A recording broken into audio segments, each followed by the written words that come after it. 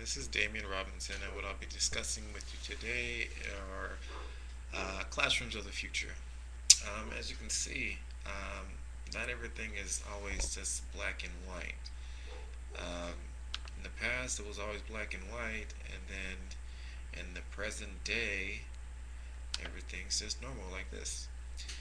Um, we think about the future, and when I was a kid, I always thought that everything would be robots. I thought in the future, teachers would be robots, and we'd be getting taught by robots, and they would teach us all the curriculum standards we need to know. But that's not going to happen, and I hope it doesn't happen because I'm a teacher and I'd be out of a job. Um, One of the main things that we do that I think about when I think of technology, and as far as things that we'll be having for the future in our classrooms um, are or is that of I used to always think laptops would be the ideal futuristic thing to have in the classroom when I was in high school and during my college years, well, my undergrad years. Um, but we all knew back then that they were real expensive. Nowadays, it's more feasible to have netbooks in the room, in the classroom for the students, but again, those are still a little bit pricey. Um, but they do a lot of the things that we would like our students have access to.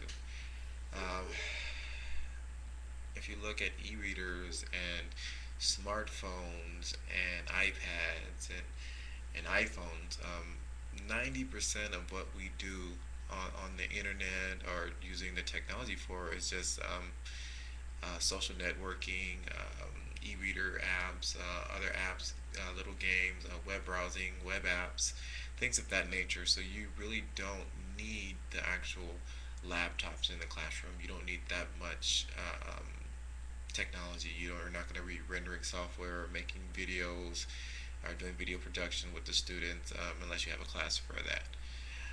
The main things we'd be using it for, the e-readers, being able to access thousands of books right there in the palm of your hand. Um, Being able to search the internet and do research in the classroom without having to go to the computer lab and just having access to that. I myself teach special ed, and the majority of our students don't have access to internet at home. So just being able to do that while we're in school and having those readily available would be a great asset to myself and my classroom. The next big thing that I would say, well, two things, because it's you having a projector in your classroom can be used with the internet. It can be used when showing movies. It can be used with the digital write pads.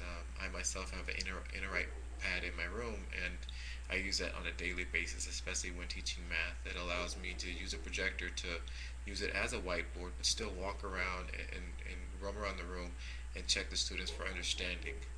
Uh, with a projector, just again, teaching special ed, the majority of my students they're visual learners.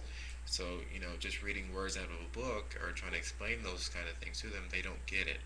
But being able to show them visual representations and having that readily accessible due to pre-planning, lesson planning, uh, makes it a lot easier for my students to gain that knowledge.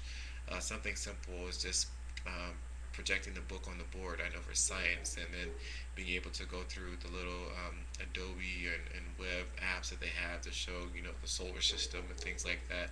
Having that readily available and being able to show that to the students gives them the visual, and it makes it a lot easier for them to remember the standards or the curriculum I'm trying to teach them. Um, Again, this is Damian Robinson, and again, I'm going over what I feel the future classroom would be. Being able to use things like iPads, iPhones, smartphones to do so many applications in the room that would help the students learn. Um, and in conjunction with using projectors, I think that's a big part, having that visual there for the students. All right, thank you.